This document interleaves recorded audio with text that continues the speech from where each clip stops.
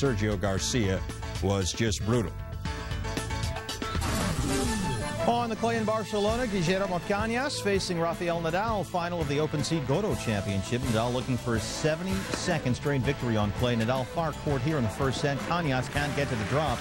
Nadal trying to improve to 3-0 career against Cañas. Still first set, Cañas serving. Nadal wants a break. Forehand winner. Boom. Nadal wins the first set 6-3. He's up 4-3 in a second. Ace. Rafael Nadal wins his third consecutive title at Barcelona, 72nd consecutive clay court win. He's king of the clay. Kansas Speedway in Kansas City, IndyCar, Kansas Lottery 300, Tony Kanaan on the pole. Milka Dunno making her IRL racing debut. Early on, Danica Patrick on pit road bumps into Tony Kanaan. One more look, Danica wants out, collides with her teammate. Kanaan needs repairs. He finished 15th after winning the pole. Patrick finished 7th. She was top female. Dan Weldon and Scott Dixon battling for first. Dixon penalized for turning onto pit road early. Scott Sharp hits the wall with 2 laps to go. Weldon alone out in front. He's able to cruise to the checkered flag under caution, takes the win, and leads the IRL points race.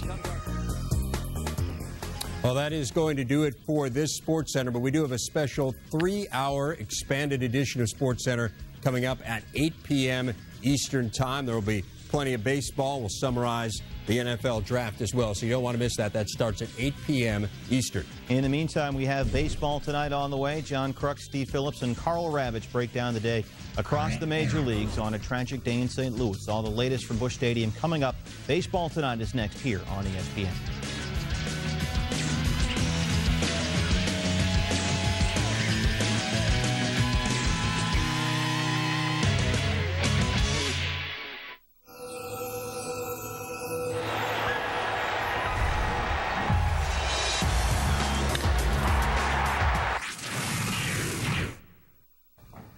Sunday night in St. Louis, and flags at half-staff, and Busch Stadium, which should have been filled with roughly 46,000 Cardinal fans for a game against the Chicago Cubs, sits empty tonight, and the blue skies that pictured tranquility all day in St. Louis really belie what is going on there as they mourn the loss of 29-year-old St. Louis Cardinal reliever Josh Hancock, who passed away early this morning as a result of a one-car accident. Welcome to baseball tonight. Wish we were under better circumstances for sure. Steve Phillips is here, John Kruk, and I'm Carl Ravitch. Second time in 5 years the Cardinals have mourned the loss of a pitcher in his prime, Darryl Kyle, 5 years ago, and now 29-year-old reliever Josh Hancock, who was bounced around the big leagues but seemingly had found a home in St. Louis as a member of the relief corps. Was a big part of the team last year when, of course, they won the 2006 World Series championship. Josh Hancock was driving in his car alone early Sunday morning when he crashed into the back of a tow truck that was pulled off on the side of the road there to help somebody else. Jon Miller is in St. Louis. Carl, a perfect day for a ball game, underscoring the tragic nature of the situation here in St. Louis, a ballpark which we would expect to see filled with thousands of baseball fans wearing red of the Cardinals, blue of the Cubs, empty.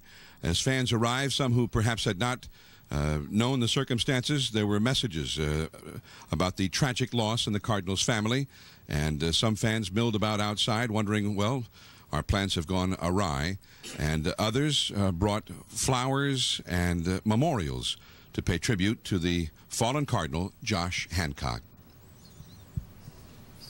My name is Jon Miller, and we are baseball broadcasters. That's why we are here for Sunday Night Baseball. Tonight there will be no ball game. It has been postponed because of the tragic death of the Cardinals middle reliever, Josh Hancock. At about 3 o'clock local time, 3 hours ago, a press conference was held here at Busch Stadium, and the chief of police of the St. Louis Police Department, Joe Mokwa, explained the nature of the tragedy. Last night at about 12:35 a.m., Josh Hancock was driving a 2007 Ford Explorer westbound on Highway 40, and just before the Grand Avenue Forest Park Expressway exit, he struck a tow truck that was parked in the far left-hand lane of Highway 40 westbound. The tow truck had its rotating yellow lights and its flashing red lights on. It had stopped to secure an automobile accident that had happened just previously and was awaiting the arrival of police. It appears that Josh Hancock was killed immediately. The pain our organization feels today is unspeakable. Josh was a great competitor with a strong will to win. His fellow Cardinals will tell you that Josh was the consummate teammate with a terrific spirit that served him well on the mound and in the clubhouse. Obviously, this is very difficult for all of us, especially for those of us who were here 5 years ago when we lost Darryl Kyle also. But, you know, I think the thing that the team is was definitely the right decision to cancel tonight's game. We just, there's no way we could have played today's game. Trust me, I'll tell you, this is brutal to go through. If it happens in your family, it's brutal. If it happens here where you still have to perform what this team is going to have to go through is, so wherever you can, ask for some help. That was about 3 hours ago, the press conference here at Busch Stadium. With me is Peter Gammons, and Peter has been here throughout the day once the tragic news came in this morning. And Peter, one thing about baseball, although they've postponed this ball game, likely it'll be played or made up in late July, the next time the Cubs are due in town, the games go on. And the Cardinals have a game tomorrow night in Milwaukee. And as you and I were talking just a little while ago, apparently the Cardinals have already departed for that game. They have, John, and this is going to be a very difficult situation for them because talking to the players, it was a terribly somber atmosphere around the ballpark today. But I don't think, I mean, you're just not prepared for something like this to happen. I mean, I think a lot of players said, you know, when you're an athlete, you really believe you're invincible. And all of a sudden, something like this happens, and it's so random, and you believe, you know, it could have happened to me. And I think that the concentration level the next few days is going to be interesting. Tony La Russa had to call Josh Hancock's father and give the family the news in Mississippi, which was terribly difficult for him. And Tony, then I said, well, you went through this before. What about now? Are you prepared for it? He said, no, you know what? I have no idea what to do. If we're ahead, if we're behind, I don't really know what I'm going to say to players. He said, I can't prepare myself for getting on some guy because he makes a mental mistake. And for the Cardinals, this is all too similar for those who were here, such as manager Tony La Russa, players like Scott Rowland, Jason Isringhausen, Jim Edmonds, Albert Pujols, nearly 5 years ago, when their teammate, really the ace of the pitching staff, Darryl Kyle, passed away tragically in his sleep. The game that day was postponed, but the next night on Sunday Night Baseball, in fact, they played on, and they did it at that time as a tribute to their fallen teammate, Darryl Kyle, because they thought that would be the way that he wanted it. So they have been through this, and for those Cardinals who were here, an all too familiar echo, perhaps, of that tragic day 5 years ago. Well, John, that's a great point, because I think that's exactly what the players are going to attempt to do, is to channel their feelings towards, all right, let's make this a tribute to Josh Hancock. And, you know, Josh was a very quiet guy. He was well-liked. I mean, he was a journeyman pitcher, but he was well-liked. Matter of fact, Jason Marquis told me the story. Jason was here yesterday and got his World Series ring in a ceremony graciously done by the Cardinals. And Josh Hancock was the first guy to run out and give him a hug about it. And, you know, I think that knowing that and the way they athletes perform, I think they'll probably try to channel their emotions and say, okay, let's go out and win it for this guy, and then we'll go to his funeral in Mississippi on Thursday, and then we'll come back and move on with the season. But it's definitely going to be a very difficult thing for particularly the younger players to concentrate on this. Thank you, Peter. Peter has been on the air at various times all through the day, and will continue to be part of our coverage here from Busch Stadium on through the evening. Now, my partner, Joe Morgan, is here with me. And, Joe, the nature of being a ball player, there's a ball game, and there's one every day. You're prepared for it. Things happen in your personal life, and yet the games go on, and your presence in the lineup goes on, and the Cardinals will play tomorrow night. What's the dynamic in a clubhouse when something like this all too real life intrudes in the games that these ball players engage in? Well, I think first of all, the first thing that happens, you're in shock, because as Peter says, a lot of times athletes think they're invincible. And when it does happen, especially to one of your own, you're in shock. But I think the thing that helps make you a major league player, the discipline that you have to show, that's what will help them to move past this a little bit. You learn to deal with adversity as an athlete. You learn these things. And also, when you're on the field, that becomes your inner sanctum, where you can just kind of, your mind is on the game and not on things that are outside the stadium, or as you said, you have problems at home, you have problems outside the game. once you get on the field, that will help you to leave those problems outside the gate. You know, we always talk about the fact that when you leave the game here, when you go home, well, sometimes you leave outside things here when you come into the stadium as well. And it helps you, you know, to deal with adversity. Well, 5 years ago when Darryl Kyle passed away, the next night when they had the ball game on Sunday Night Baseball, and we saw the players before the game, and every one of them was teary-eyed, and you wondered, how are they going to make this happen tonight? So although there is a certain aspect of playing the games that can help remove you from the tragic circumstances, at the same time, you wonder just how much their hearts are going to be into it and how long it will be before the Cardinals are able to compete at their normal level. Well, let's make sure we understand it doesn't only affect the Cardinals. I saw some of the Cub players as they were leaving and getting on the bus, and when you talk to them, you can feel the emotion that they have, not just for themselves, but for the Cardinals players and the city of St. Louis and Hancock's family. So it affects everyone. It's not just the Cardinals. I mean, as we saw when we did the Cub game after, you know, Darryl Kyle's death, it affects everyone that's involved. But again, once you get on the field, and that's your only solace, is that you can start to concentrate on the game. So our hearts go out to the Cardinals family, Tony La Russa, Walt Jocketty, Bill DeWitt, and to Cardinal fans all around what they call here Cardinal Nation. Now, we're going to be back later tonight with more coverage, but also we wanted to send our prayers and best wishes to the family of Josh Hancock, who passed away early this morning in St. Louis. I'm Jon Miller with Joe Morgan and Peter Gammons. Let's go back to the studio now, and Carl Ravitch.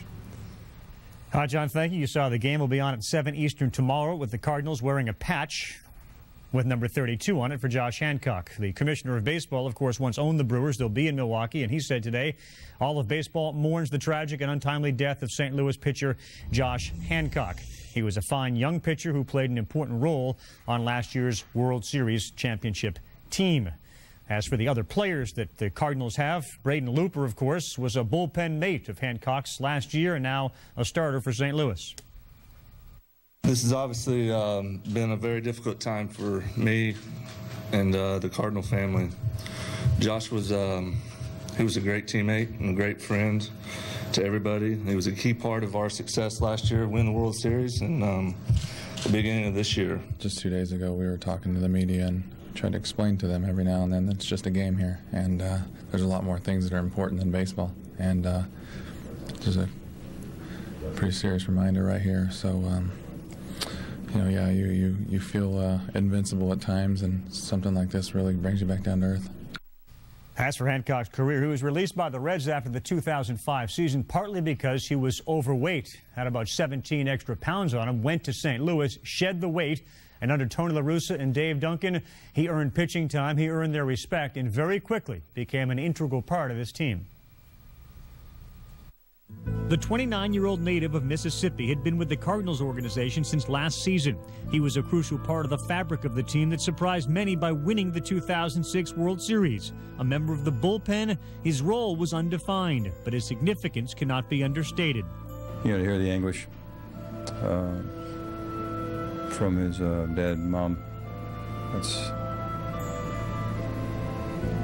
tough to describe, but brutal is what comes to my mind. Hancock last pitched for the Cardinals on Saturday. He threw 3 innings in relief in an 8-1 loss to the Cubs. Prior to coming to St. Louis, he pitched for the Reds, the Phillies, and the Red Sox. Hancock played his college ball at Auburn. He was a teammate of the Atlanta Braves' Tim Hudson. In 1997, he helped lead the Tigers to the College World Series. Hancock had a good fastball. Over the years, he developed a changeup. He did have a penchant for giving up home runs, 17 in 63 innings pitched in 2004, but he worked hard to improve, and last year gave up only 9 in 77 innings of work. He lived in St. Louis in the offseason. He wasn't married and has no children. The Cardinals were his family, and his family will have a very difficult time focusing on baseball in the next few days. It's very difficult on this team right now. Josh was a very popular player on this team and very well liked and respected, and he's going to be missed. This marks the second time in 5 years the Cardinals organization mourns the loss of a pitcher. Darryl Kyle died in 2002 in his hotel room from a coronary artery blockage. 3 days before his death, Hancock scared a few of his teammates when he showed up late for a home game. Hancock said he thought the game time was later than scheduled and didn't wake up until, in his words, the 20th phone call from some anxious teammates. The Cardinals will charter a plane to Mississippi to join Hancock's mother, father, sister, family, and friends for a funeral on Thursday, a funeral none of them can believe is taking place. And as you would imagine, they had a team meeting to discuss the good things that Hancock brought to the team. From Walt Jocketty's perspective, and certainly Tony La Russa's, they have to somehow keep some of this focus on the field. You've been in a position like this before. What's a GM to do in the first 24 to 48 hours? Well, you know, there really is no textbook on how to handle this sort of situation, because it reminds you you're dealing with people. You're not dealing with statistics or equipment or anything else. You're dealing with people. And I think right now this organization is going to pull together. Every major league organization has an employee assistance program where they have a psychologist or psychiatrist on staff to be able to handle a number of different issues, drugs and alcohol, those sorts of things, but particularly when there's a crisis. Look for the Cardinals to try to bring in some support and some experience to be able to help these guys work through it. I think it's actually a good thing that they're going on the road, because it, one, will bring them together in an environment where they're not having to deal with everything else, and they can spend some time to talk about their feelings. There are a couple things. One is, how do you feel now, and talking about that and expressing it and sharing that, but then how do you move through this to try to move forward to continue to play the season? The emotions of today and what they're experiencing, they'll be able to work through some of those issues by sharing it with each other. But how they move forward is where I think they're going to need the professional help. Look for the Cardinals organization to do it. And where Tony La Russa says, you know what, I don't know where to go with this, because the Darryl Kyle situation, he'll find a way to draw upon those experiences from the past to be able to help the players today. Right. And imagine the bullpen unit itself is a very close unit. And while the shock might last for 24 to 48 hours, you know, 2 weeks from now, the guys will be sitting out there and saying, this would be a good spot for Josh Hancock. Yeah, that's never going to end, Carl. And that's the thing. The game of life is taught through experience. The game of baseball is also taught through experience. And these veteran players who have been through this experience with the Darryl Kyle death, they are going to have to help these young kids get through this, especially these young kids in that bullpen who spent a lot of time with Josh Hancock. And think about this. Dealing with death is probably the most horrific thing anyone ever has to go through. Think about having to deal with the death of a teammate in the middle of a season when you're in the public eye and you're in the public setting every day. It is going to be tough on the St. Louis Cardinals, because they're always going to be reminded and asked, what about Josh? How you feeling? Right. And that's something that a lot of these young kids might not be prepared for, but the veterans have to step in and help out a great deal with these kids. Yeah. Once again, the organization, St. Louis, reeling for the second time in 5 years, and it is amazing how small a group it is. There's 749 now active Major League ball players, 750 prior to the passing of Josh Hancock. Only 749 people are Major League Baseball players. Our coverage will continue on Baseball Tonight. When we return, we'll take a look at some of the things that did happen on the field today, on the day that Josh Hancock passed away at the age of 29.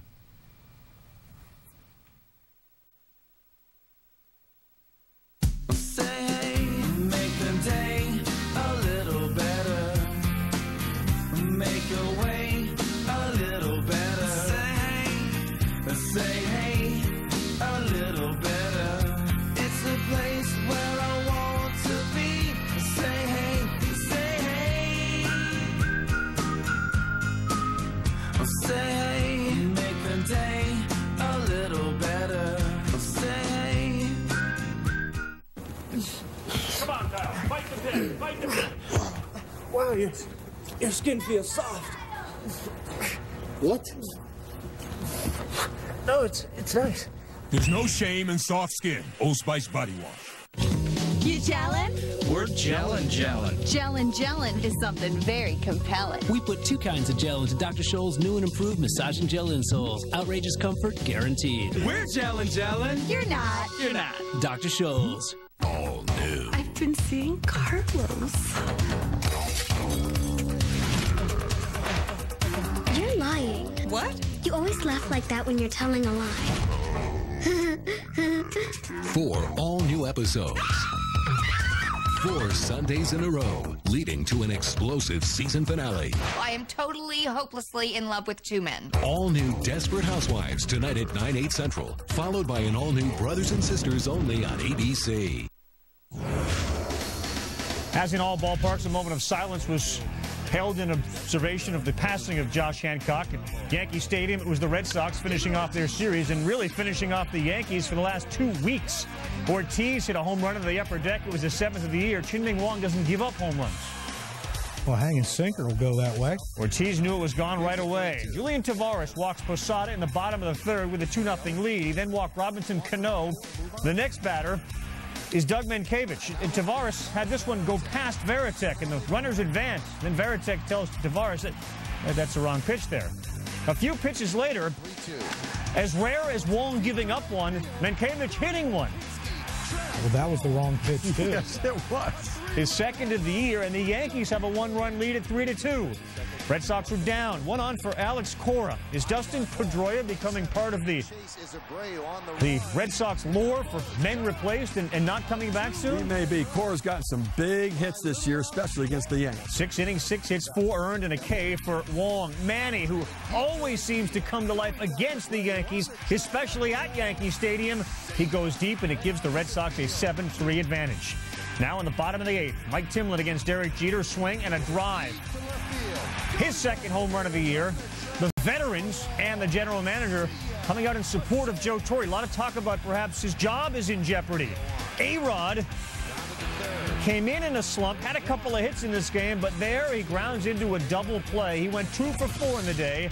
No RBIs. No RBI significant because the record that he had a chance to break for the month of April will not, as the Yankees are off on Monday, which is the final day of the month. And Boston now takes 5 of 6 over the last 2 weekends from the Yankees. And you take a look inside this series, 19-11, they outscore them. The batting average was significant. The bullpen and innings pitched was certainly significant. Really, the microcosm of the 2 seasons, how Boston starters have been effective. They haven't used their bullpen, and the Yankees have been just the opposite. In the bullpen ERA, 5.51 versus the Red Sox 0.93. As for April, well, Alex Rodriguez, he tore it up. The quickest in baseball history to 14 home runs, 18 team games. And, of course, he slumped a little bit with regards to the home runs, but that doesn't mask what a great April he had. First 7-game losing streak for the Yankees since the year of 2000. And like then, like now, there were rumors that Joe Torre is set to be fired. The injury bug bit so hard. How can you fire Torre when you lose Mussina, Wong, Pavano, Matsui, all with stints on the DL? By the way, Pavano has thrown recently, and according to Torre, all looks good. The last Major League Baseball team to get a save with perhaps the greatest closer of all time, Mariano Rivera. Here's Jeter on all that Joe Torre talk. It's unfair. No, it's not fair. There's no way he's responsible for us performing. He's not hitting for us. He's not pitching for us. He, he puts the best players out there on the field, gives us an opportunity to win. We're just not doing the job. So, no, that's unfair, and it's just Well, no question. I mean, the veterans are going to come to his support. It is so difficult to sit there and look at the general manager or the manager and say this is their fault because the team's been hurt. Well, it's tough to manage around injuries, but when you look at the New York Yankees, they are the biggest disappointment of the month of April so far this year. I mean, a 9-14 record, certainly not what was predicted with such high expectations, and it's the pitching problems. I mean, clearly it's been the big issue. Chien-Ming Wang started the year on the DL. He's come back and been okay, but not that workhorse, not that dominant guy at the front end of the rotation who was runner-up in the Cy Young Award last year. Then Mike Mussina, the other guy, the predictable guy, the veteran pitcher. You see him limping off there. He strained a hamstring. He's out now. They're hoping to get him back early in May, but he's a guy that when you give the ball to him and he's healthy, you can predict he's going to keep you in the ball game and win a lot of games. The rest of the rotation with Carl Pavano, he's had a long history of injuries. That history has continued so far this year. They really can't count on him, even if he comes back healthy. And Kei Agawa, almost $46 million spent on Agawa between the posting money and the contract. Very uneven so far this year. And when the starting pitching hasn't been good, well, the bullpen hasn't been very good either.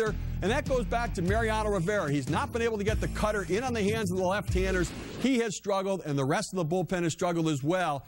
The fewest innings per start on average of any team in baseball right now. That takes a toll on the bullpen. It's taken a toll in April, and the question is how big a toll will it take in August and September? So obviously a lot of disappointment in New York. The big question is this reality or is this just a bad month? Well, it's reality that their pitching's bad. Let's just be honest with that. And will continue to be bad? Well, if they don't get healthy, Carl. I mean, if Messina doesn't come back healthy, if Pavano doesn't come back, and Chin-Meng Wang, you know, he hasn't pitched in so long, he has to get that feel back. But you look at this team, if your pitching's going to be bad, you better field the ball. They have the 4th worst fielding percentage in all of baseball, and they're 13th out of 14 teams in the American League in strikeouts. So they're not striking anyone out, and when they do put it in play, it's if they're going to catch it. So if you're going to give all these bad pitchers 4 outs an inning, you're going to get beat. That's why they're 9-14. How telling a note is this for the Yankees? The last time they were in last place at the end of April was 1985. 1985, and they'll find themselves in last place once the calendar turns to May. We'll come back here on Baseball Tonight. All that disappointment, and it comes in the same month as one of the greatest offensive displays ever. A-Rod's remarkable April. All in one neat little package is coming up. Add an unassisted triple play to the surprises of the month. You'll see that later. Crucky and Phillips on the things on the field they never expected to happen.